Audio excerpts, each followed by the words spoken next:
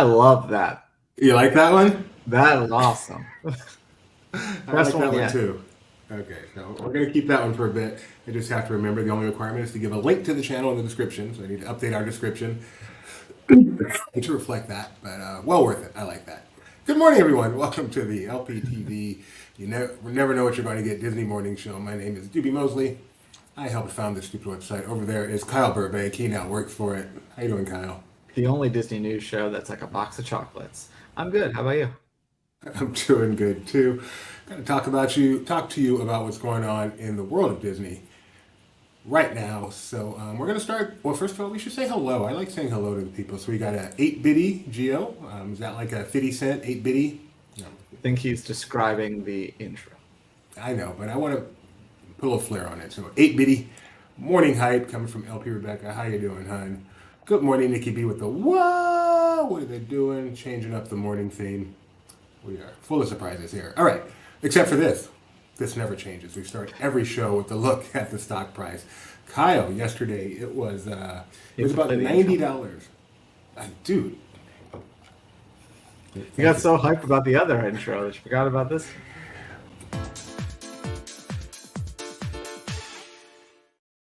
it felt wrong too, but I didn't know why. So yesterday it was about 90, and that was before the big Apple thing that we're going to be talking about in a minute. So where do you think it is now? I mean, I'm gonna be optimistic and say it's up. It is nearly 92. Go Disney. 100 is no longer out of it. Yeah, it is. They're never going to be. All right, and now, of course, my favorite part of the show.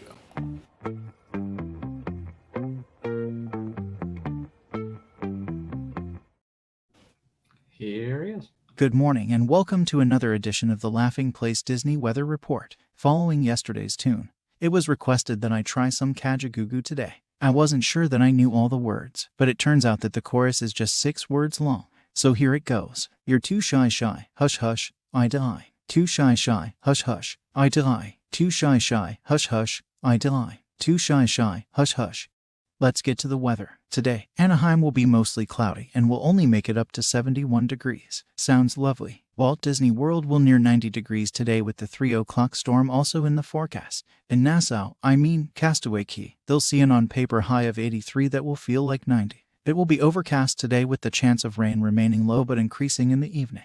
Disneyland Paris will fall from 80 degrees now down to 65 in the coming hours. All the while, they'll enjoy sunshine followed by a clear night. Tokyo will be cloudy tomorrow and top out at 82 degrees Fahrenheit. Shanghai will be mostly cloudy for much of the day with a high of 81. Showers are possible tonight though, with rain expected to begin at around 8 p.m. Finally, Hong Kong is looking at another day of thunderstorms, which will be widespread through the evening and then more scattered after that.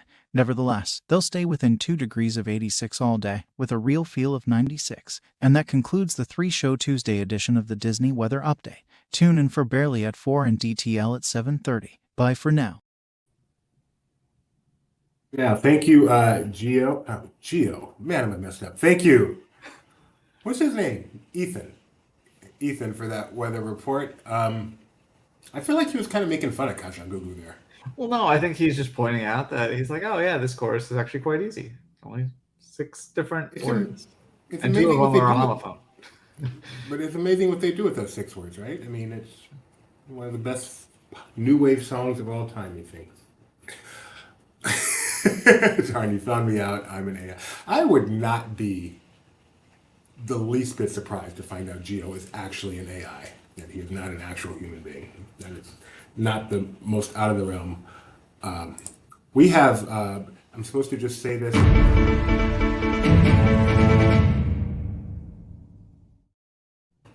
I mean, it's not quite so breaking anymore, but it broke this morning, so we're going with breaking news. It's so breaking that it's not yet on our website, right? Correct. So, Disneyland, summer, busy time of the year. Keep the crowds down. Have a brand new, Kyle, you want to take this one? I don't know which it is either. They have a new ticket offer for people who live in at least half of California. No, it's all of California. It's all of Okay. California. I just couldn't spit it out. A California resident ticket offer. It is a 3-day ticket offer. It comes in 2 varieties, either Monday through Thursday or any day of the week. Obviously, it's cheaper if you want to restrict yourself to Monday through Thursday. Although it's interesting, it still requires reservations. This is not just come anytime you want. You still have to have reservations. They offer it both as a 1 park per day or as a hopper, and they offer it with or without Genie Plus. So the prices range from 1 park per day, 3-day, Monday through Thursday, no Genie Plus at $249, all the way up to a 3-day park hopper with Genie Plus any day of the week to $434. And even that price, considering that includes Genie Plus and Park Hopper at $434 for 3 days, that's just a bargain these days. So Yeah. these tickets are good. It must be used between June 12th and September 28th, so pretty much all summer long. And as I said, reservations are required, but still, perhaps an indication that theme park attendance might be a little light. You think, Kyle? It sounds like it. Now, as a California resident, do you intend on taking advantage of this offer? You never know. Maybe so. Usually, when we go down to Disneyland, we're on assignment. So, to be honest, I don't know. Maybe I am. It's just not coming directly out of my pocket. I just don't know. Usually, we're on assignment. Do they still have Magic Keys available at Disneyland? I think so. Yeah, I feel like if I'm going to pay this much, I might as well just go ahead and get a Magic Key if it came to that. Plus, we go to Universal Studios. It's fun at Universal Studios. Disneyland's for work. Universal's for fun. So, interesting thing just popped up. Like I said, it's not quite on our website yet. It will be soon. It is on the Disney Parks blog if you want full details. And yeah, there you go. Nathaniel misses Fast Pass. Do you ever find yourself missing Fast Pass, Kyle? Yes. Paper fast passes. I enjoyed not collecting them, but just having, if you ended up with one at the end of the day, you're like, oh, that's kind of fun. Got cool designs on things like that, especially from the foreign parks. I purposely would get some fast passes to not actually use, but to hold on to. Oh, that's cool. So I wonder if we have youngsters in our audience to whom this sounds weird. You enter the park. There is a board at the end of Main Street that has the wait times listed around the park, updated by hand. The only way to find out a wait time is to go to that board or to go to the attraction itself and see what the wait shows as.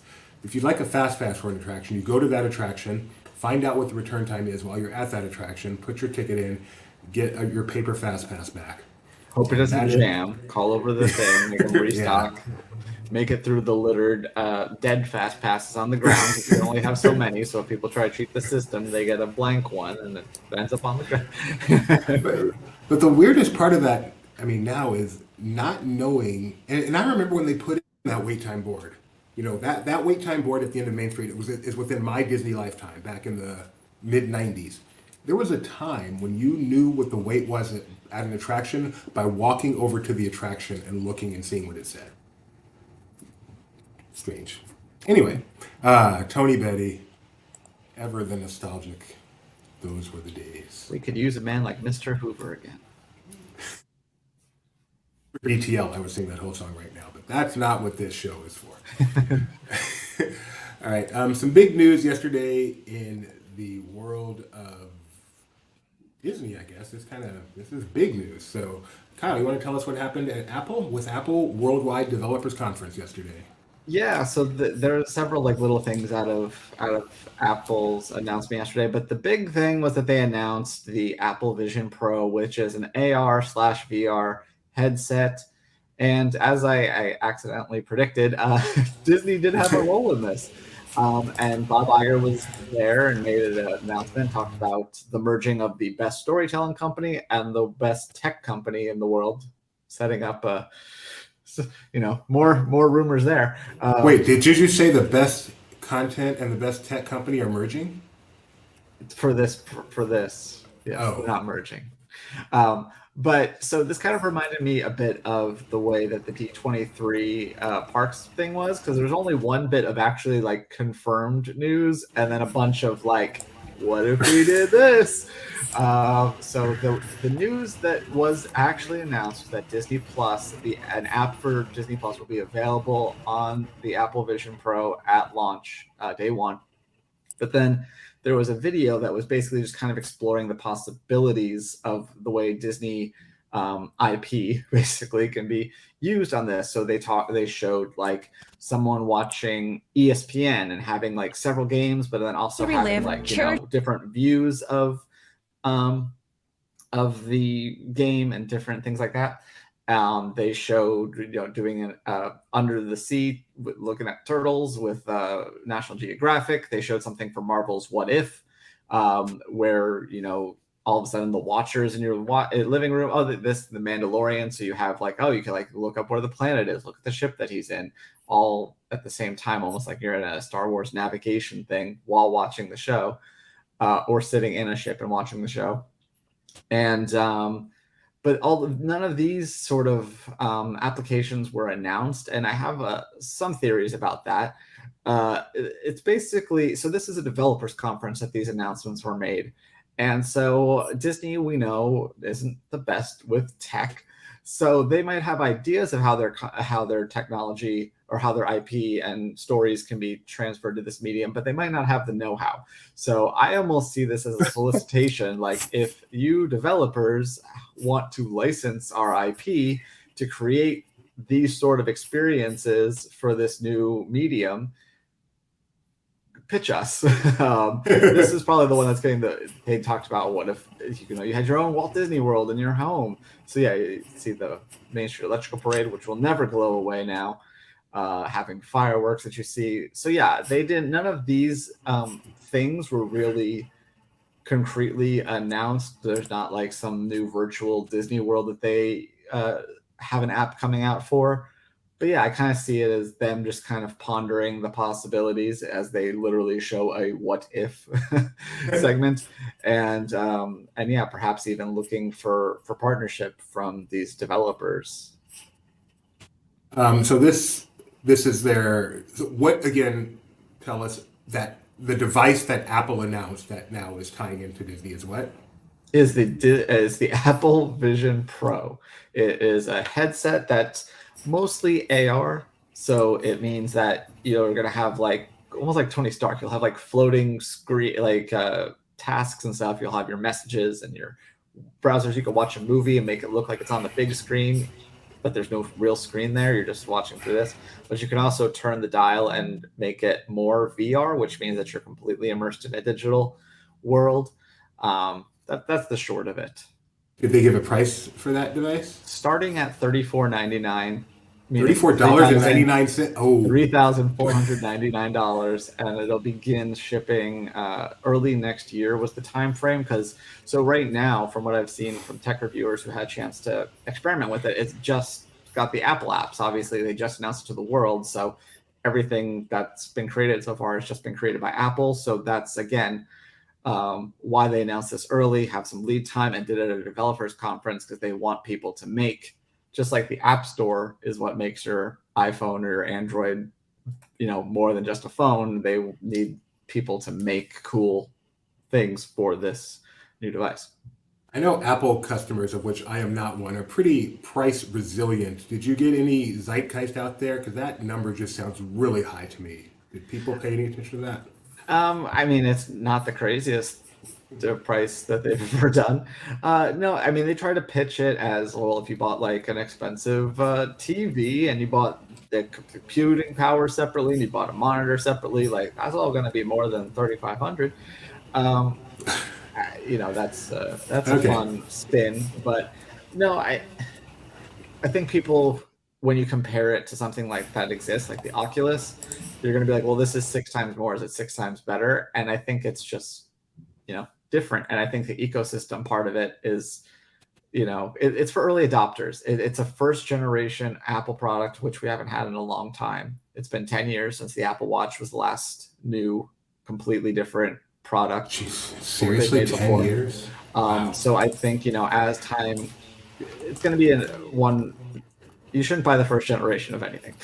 Basically, you should wait till they refine it, and then maybe it'll come down in price. Maybe they'll do the split thing where they have the budget friendly model and then the Pro. So maybe this is already called the Vision Pro. So I can just see the Apple Vision being a scaled down version. The funniest part, it's a half a Star Cruiser. The best part of that presentation by Bob Iger. That's what the clips we were watching from. Thank you, CNET, for that. I put the link to that in the YouTube if you want to watch it, because the audio for that is quite interesting as well, because they keep talking about how you can imagine you can do the greatest things in the world all without leaving your home, which is just terrifying to me. It sounds... We saw this with Wally. And well, actually, if you look on Twitter, Ready Player One has been trending for the past couple days. Yeah, I mean, I understand that's what people want to do, but to tout it that way repeatedly in that video, just so specifically, without leaving your home, without leaving your home, without leaving your home, I don't know. You may not want people to think about it that much, I think, but we'll see. They're Apple. They know what they're doing. Like, where were you 3 years ago? Yeah, maybe that's when they invented this thing. But no, we're leaving our home again. Record attendance at places. Okay, let's move on. People who left their home, there's a segue, and went to Disney California Adventure over the past couple days may have been pulled into a special test and got to see little itty bitty Groot, according to Scott Gustin. I'm just thinking about you telling Mike to go look pathetic walking around there to see if he gets selected. It's hilarious. Yes.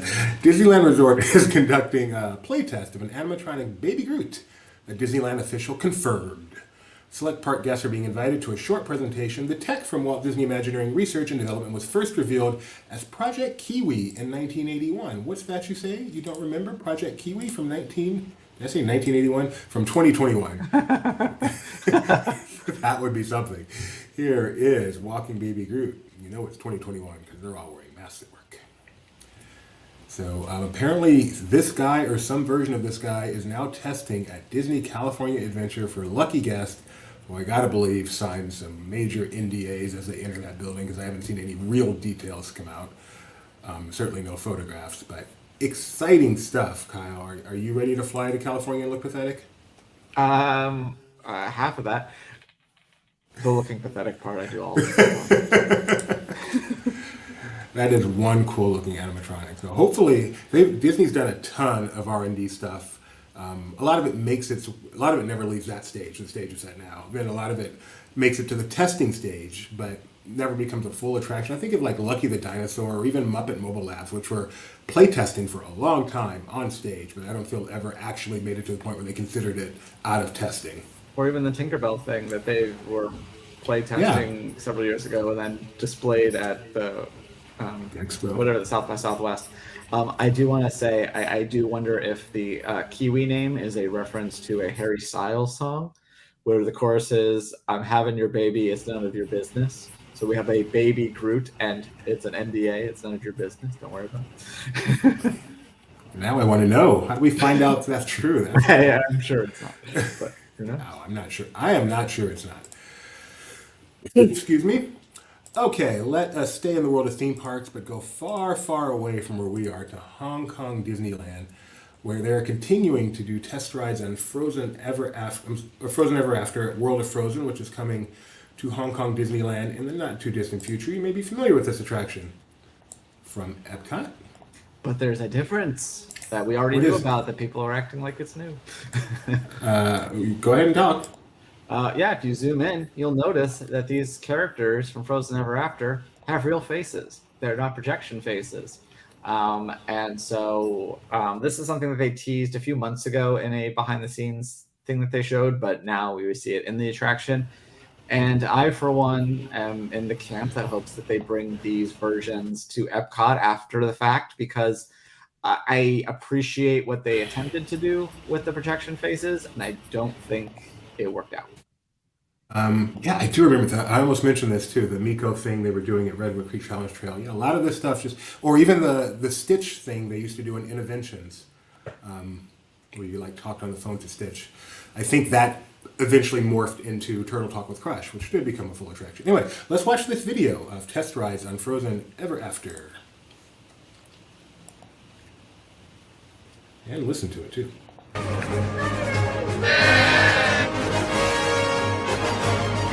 Today is ridership day. This is the first day that we get to show off the ride for all of our cast. Oh, it was super fantastic. It completely takes you into the world of Frozen. And a huge surprise. It is a really, really fun ride. The talented team are doing a fantastic job to pull in music, special effects, media projection, audio animatronics to make this immersive journey for all guests. Just immensely proud of this whole team and what we've accomplished in this beautiful event. November 2023. Not too far. Since it away. has big surprises, I wonder if they actually have big surprises or if it's just a big surprise if you've never been to Epcot. That's a great question. I wonder, because the Epcot one was built on top of the Norway attraction, exact same layout as the Norway attraction. So I'm wondering, did they recreate that, or since they presumably had freedom to do what they want, did they do something different? Yeah, they might have made some small alterations, but I think they mostly stuck to the That seems, which is kind of weird. Yeah, that is kind of weird because they had freedom. Nathaniel, for one, would like to see the Epcot version update its faces for sure. Those faces are really, really cool. Although I like them in Epcot too. I have to admit I do. All I right, think they're too bright. They don't match the skin tone of the rest of the animatronic. No, you're such a stickler, Tony. Yes, I called you Tony. Now, just a minute. I thought you were going to go with...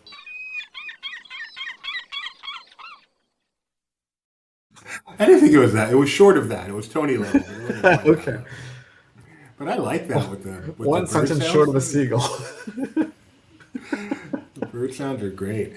What did I want to say about that? This is the second time recently they've done an Imagineer video where the Imagineers ride the attraction and then come off and talk about it. They did it for the Snow White ride, also in Hong Kong. And Snow White one? Or the They had Shanghai. the Frozen one. But it was a coaster. Was it a Frozen coaster? Yeah, Yes, the sleigh. it was. You're It right. was- I'm sorry. Similar. You're ride in the system, snow, Yes. and it's white. And it's the swinging ride system, right? It's like the Snow White ride system. The seven. Oh, okay. That's what you're talking about. Yes, That's why it's I a know Wandering that's Oaken's something or other.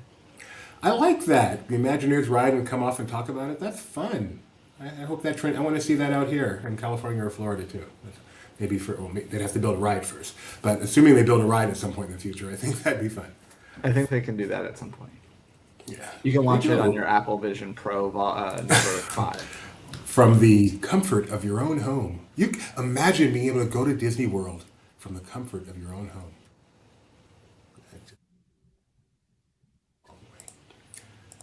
But I am not an introvert. Introverts want to live that way. I just had a great idea. If you can access Disney World in your home and you live in Frisco, Texas, now I'm going to write a headline that says Walt Disney World coming to Frisco, Texas. That's funny. To compete with the universe. It's funny. Yeah, build a new one or reskin an old one. Yes, Tony.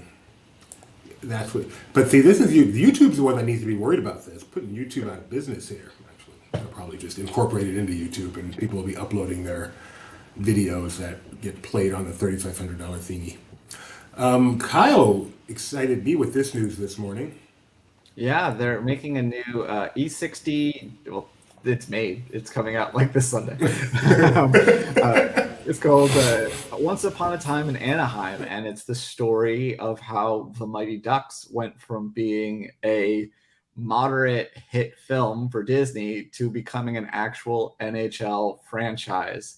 And I'm fascinated by this. It obviously happened when I was very young, so I knew of its existence, but now I'm very curious how this all went and how they decided the Mighty Ducks of Anaheim as a name.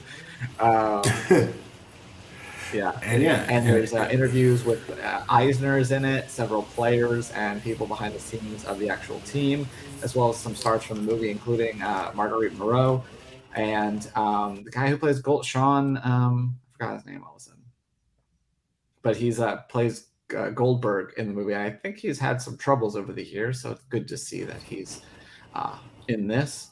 But yeah, it looks like a lot of fun. Once Upon a Time in Anaheim, an E60 documentary, their words, debuts Sunday, June 11th. That is this Sunday, 11 a.m. Eastern on ESPN, and then available immediately after the initial airing on demand on ESPN Plus. But it debuts on ESPN, so we know who paid for it. And that is how that's going to work. Excited about that. Set your DVRs. If anyone who lives with me is in a position, please set our DVR. I definitely want to check this out because I don't believe we currently have ESPN Plus, which It's hard to believe. All right. Also, in the world of media, thanks to Tony Betty's writing, I mean, anyone could have reported the news, but Tony Betty knows how to write it for us here, reporting that the final Doug Days, called Carl's Date, which will be premiering in front of Elemental, will be the final Doug Days. I don't think we knew that prior to right now, but the creators did mention that recently. And have you seen any of the Doug Days? I've seen a couple. There was one where Tony, when he was interviewing the creative team, asked about a specific Easter egg, so I wanted to watch the one that had that specific Easter egg. I have not seen any yet. They look really, really sweet, and I am a fan of Up. I should, well, maybe once this one hits Disney Plus, can cram them all, because apparently they do, according to they say, in a recent discussion with Animation Magazine, director Bob Peterson shared that the new short will tie up all the loose ends and put a bow on the series. Sorry, we were watching something yesterday where they did the hand quotes like this. Put a bow on the series, solidifying that this is the final entry for Doug Days. Nathaniel says Doug Days is such a fun show. And the voice of Carl in Doug Days is Ed Asner, despite the fact he passed away in August of last year, but he was able to record all the dialogue prior to that. And then Peterson said that after the recording session and the news of Asner's passing, we really looked for the takes that would honor him as best we could and would tell the story with Ed Asner's humor and heart and gruffness. It was all in there, and it was fun finding the best of it. So he's got spunk. I hate spunk. Yeah, that's great. It also shows your age. One more reason to go see Elemental, catch Doug Days on Disney Plus prior to that, and then go see the bow. They didn't have a Doug Days promo in the World of Color 2-minute thing, did they? Not yet. They just had, well, they had it for Elemental with fire. And, so you wanted a 10-second intro to the 2-minute? That should have been preceded by like a 10-second thing for Doug Days. I'm here too. Are you a fan of Up? Yes, I like Up. Is it a painful movie for you? No, I mean it's sad. But it's fine. I can make it. Is the intro to Up is maybe the saddest, whatever it is, 3-4 minutes in the history of cinema, right? Yes. Okay, as long as we agree on that.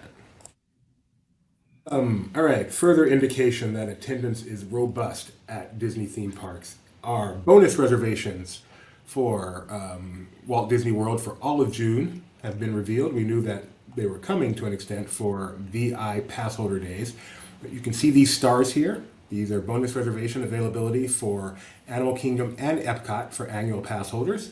Bonus reservations mean they do not take from the number of simultaneous reservations you can hold at one time. So if your max is 6, you can have 6 reservations all over the place, plus still have the bonus reservation without accounting against those 6. So, or can just show up after 2 p.m. Yeah, that's still a thing too. Show up after 2 p.m. You don't need a reservation at all, except for the Magic Kingdom on the weekends. Got to put that disclaimer in there. Oh, Nathaniel. Thank you, Nathaniel, for all your comments. Really appreciate it. Up is one of my grandma's favorite. Us grandkids couldn't stop watching it when she bought the DVD. Oh, that's cute. DVDs. I don't know what those are.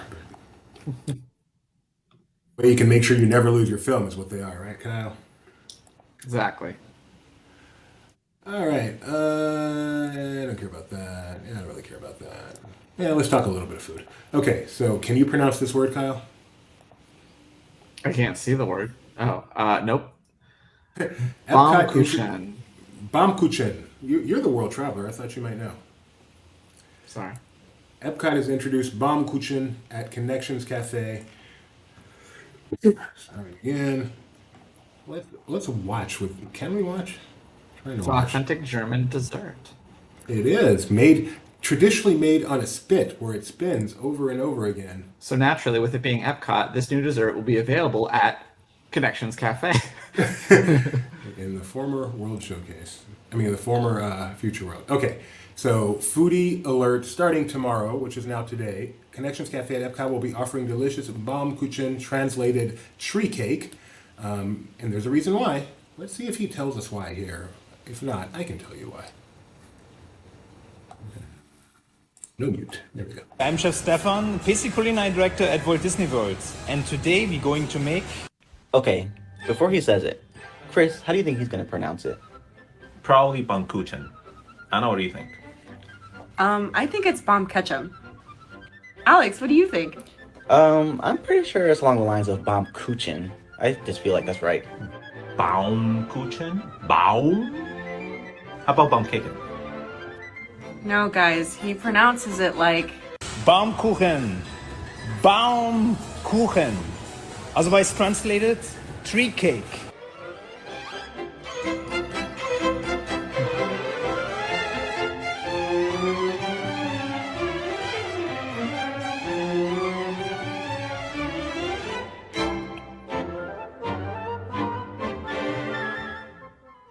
I have met Chef Stefan because Becca knew him from her time working in the bakery, culinary areas of Walt Disney World. Yes. That is pretty awesome. That is really awesome. So it's called tree cake because you make it on a spit and then you put the stuff on it and you let it brown and you put another so it ends up layering and it looks like the rings of a tree. The things Pretty you cool. learn when you look up. Yeah. So you can go get that at the Germany. No, you can go get that at Connections Cafe at Epcot. Why would they not also put it in the Germany? I actually go try a thing. I hope he does. By the way, whenever we do one of those, because I miss them, make sure you send those to me for a pocket pick. Okay, I'll tell him. Yeah. That's Yeah, definitely I recently binged some Mac tries of things. It's actually time for pocket pick. Let me see. Do we have any there? Sure. Which one? There was one recently. Yeah, the banana pudding shake. That one's funny because he makes a good face as he's trying to suck the milkshake. We're gonna. It's time for that part of the show anyway. So Okay.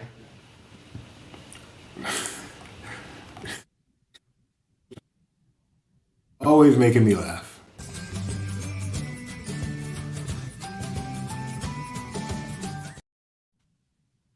All right.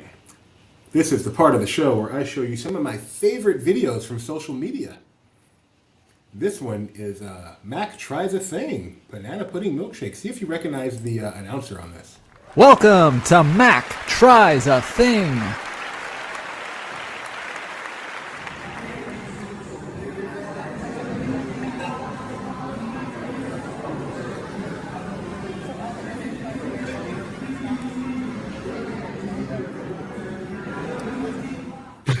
This has been Mac Tries a Thing. That beard's getting Welcome thick. to... What? So that beard's getting thick. We need to go Cincinnati Red style here and ban facial hair at Laughing Place. I am not liking this trend. Mike, get facial hair. Mike just needs to. We need to. Yeah. Anyway, all right. I'll let you introduce this pocket pick. It's the one you sent me this morning. Yeah, so this was part of a. We talked earlier about the Apple event. This is someone recontextualized a bit from different part of it. It's from What's the Hype? What am I looking at? Oh, sometimes it takes a second.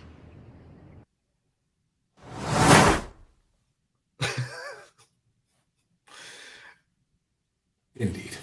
Just summoning iPads. That's how it works. And then finally, this one comes from. Where does this come from? I don't even know. Michael Does Michael Does Diz. It's not a last name. Michael Does. I'm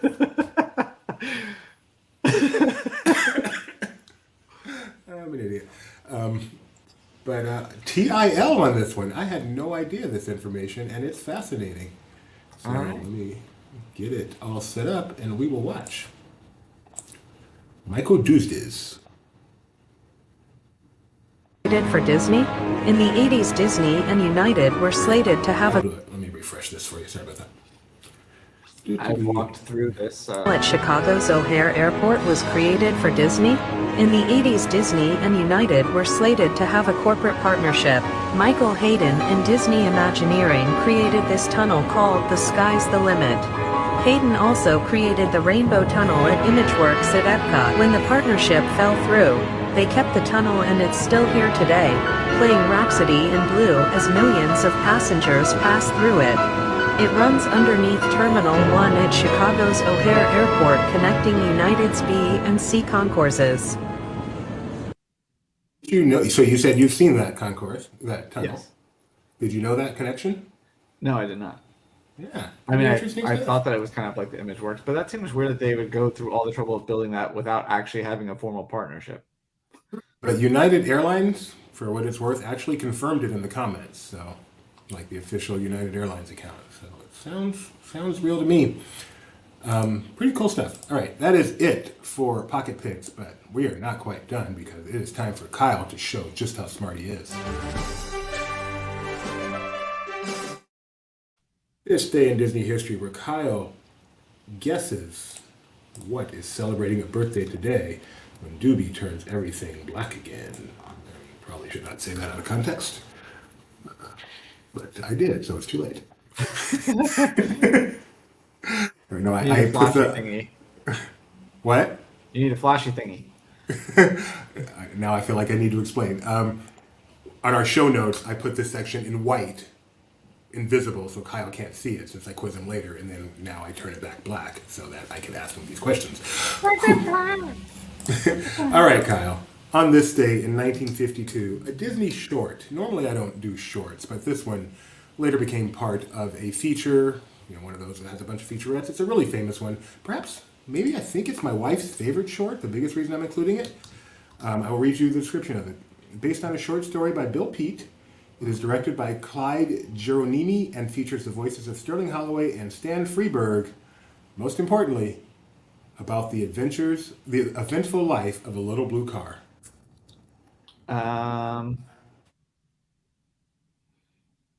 Yeah, I can picture it, but I don't know it. You don't know the name of Susie the Little Blue Coupe. Oh. Also then inspired Sally.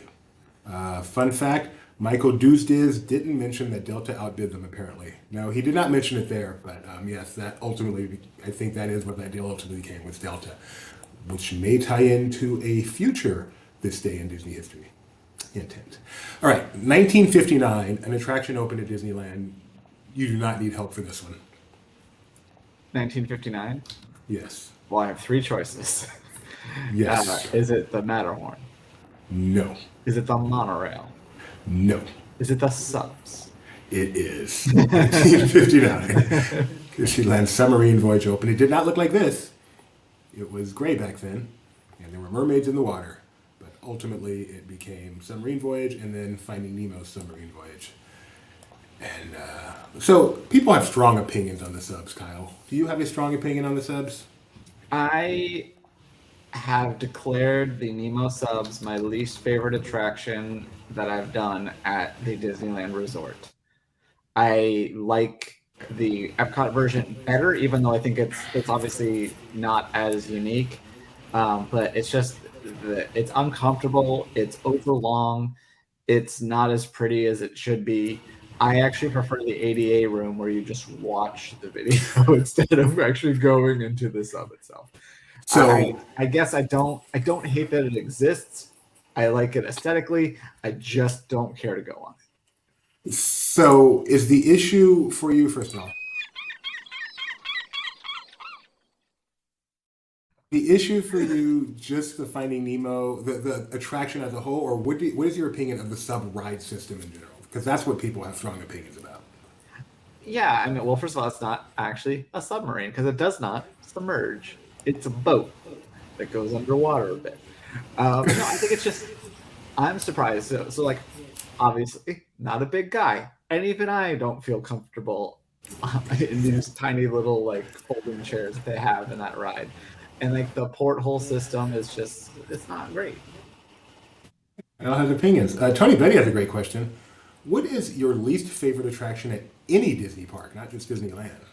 That's a good question. Well, there's probably some that I just haven't done, and some of them don't exist anymore. Like, I guess probably like I never had any interest in doing Stitch's Great Escape. Okay, but of those you've done, yeah. So I guess my answer would have to be an extinct attraction under new management was just as bad as everyone's. My answer is JJ says Superstar Limo question mark. I've done Superstar No, that Limo was several kitschy, times. stupid fun. Like it Yeah, was just so jaw-droppingly stupid when I went on it. I was like, oh, I see why this had no line. And I must have gone on it right before it closed because I think I went in. I'm pretty sure I went to DCA in 2002 and it was still open. You could have gone on it on opening day and you went on it right before it closed. That attraction did not last very long.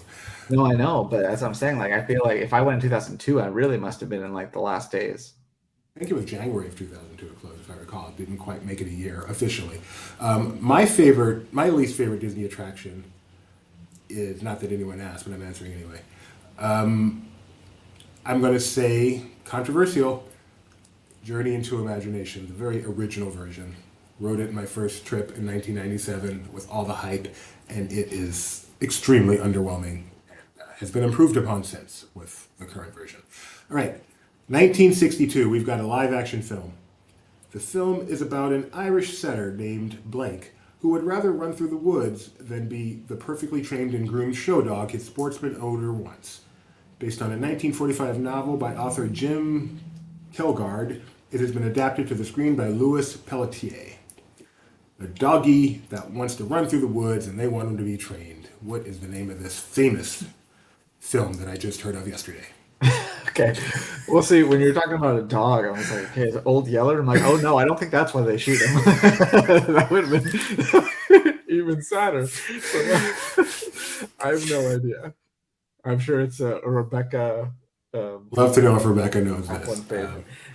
From 1962, this is the famous Big Red.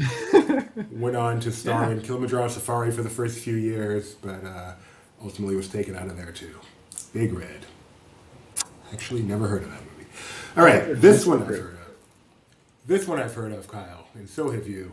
1974, live action. I'll even give you a hint. Live action sequel. Okay.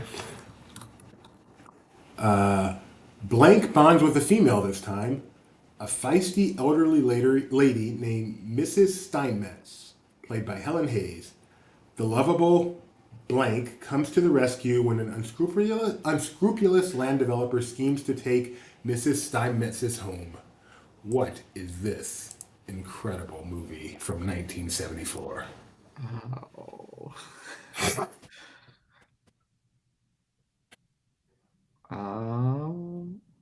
I really hope it's not Herbie because I don't know. It is Herbie Writes Again. Why do you hope it's not Herbie? Because I don't know what Herbie's falling in love with. I didn't say he falls in love. It says he bonds. There's not the same thing. You bond with Rigby. Oh, you probably love him too. So. Okay. 1975, America on Parade debuted at the Magic Kingdom at Walt Disney World. Let you guys know that. And finally, 1987, an attraction opened at the Magic Kingdom. I will give you a huge hint. It replaced another attraction that we talked about yesterday. We just did yesterday. Is this one Delta Dream Flight? No, this one is If You Could Fly. Oh. Which replaced If You Had Wings, and I think Delta's Dream Flight is still yet to come in one of these things. So that is the last of this day in Disney history. Let's see. Kyle got that one. I'll give him credit for that one. He got that one eventually. 2 out of 6. You fail, Kyle. Nice going. Sorry. That's okay. Well, we learned about Big Red at least. I'm going to take a quick look at the Twitterville, see if we got anything Big Red. Broke. The emailville. Nothing's been forwarded to me. Disney legend Catherine Beaumont is going to guest star on Alice's Wonderland Bakery. What is Alice's Wonderland Bakery? It's a Disney Junior show. Oh, I know that show. Of course I know that show. And Catherine Beaumont, who did the voice of Alice in the original Alice in Wonderland, so that's exciting. Do you know what other famous Disney voice she did? No. Really? I mean, what if I thought about it? She was the voice of Wendy. Okay. And Peter Pan, one of your favorite movies. So kind of disappointed in you. Like, oh, you failed twice today. No more posted there. Posted there. I think that just about does it. You know what today is, Kyle? Today is Order 66. Dude, you're dark. It is. It's also For Show Tuesday here on For Show. Laughing Plays. So we are concluding right now show number 1. At 1 p.m. today, we have Who's the Boss? Oh, I forgot about that one. It's scheduled. Yep, that's right. It counts. It's not just a private one. So Who's the Boss? Episode 158, Young Jedi Adventures with Alex Rife. So I know Alex personally. He is a good guy, very knowledgeable, very interesting, very funny. I recommend you check that out at 1 p.m. Pacific right here. 4 p.m. Pacific, we have My Wife and His Wife. What are the chances that the husbands host a show and the wives host a show? Mind blown. We have Disney, Barely Necessities, the Disney merchandise show, starring the 2 Rebeccas. And that is at 4 p.m. Pacific right here. And then at 7:30 p.m. Pacific, I heard that. We are back with Disney Trivia Live. I will be here along with my son Gideon. So my whole family is on the air today. And today's categories will be following up on Tuesday and last Saturday's show will be the 90s. Nope, we already did the 90s. Will be the aughts and the teens. The aughts and the teens could be from any realm of Disney. What's fun is the later we go in these, the more things open up. Soon we're going to buy Marvel and Star Wars and just so many things we can talk about. So that's what we'll be doing tonight at 7:30 p.m. Pacific. Going to be there, Kyle? I think so, as long as I remember and I'm not editing my short at the time.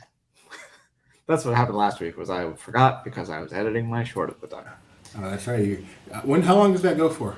It goes until June 21st. Today was day 16, so I'm more than halfway done. Kyle doing a short a day. And if I may, I just remembered, as you reminded me about Who's the Boss, I guess Benji was teasing that Alex is going to try to surprise Mike with some news today. That's right. That's right. So yeah, we had the live reaction shot of Mike learning that Galactic Star Cruiser closed. That's so cool that we had that live on the air. And so apparently there's some surprise news today as well. So check it out. 1 p.m. Pacific, we've got that. 4 p.m. Pacific for you merchandise fans, and then 7:30 p.m. Pacific for you Disney trivia fans. All of that right here on this very channel. So do us a quick favor. 4 things. 4 things. Click the like button. Click the subscribe button. Click the bell after you subscribe that says I want notifications. And then that's not enough, because it's going to do this drop down thing. Click the thing that says all notifications so you get notified no matter what we're doing here, because we do a lot of fun stuff. Do us those 4 things and you will live a happier life. Thank you, Kyle. I will see you tomorrow. Thank you everyone for joining us today.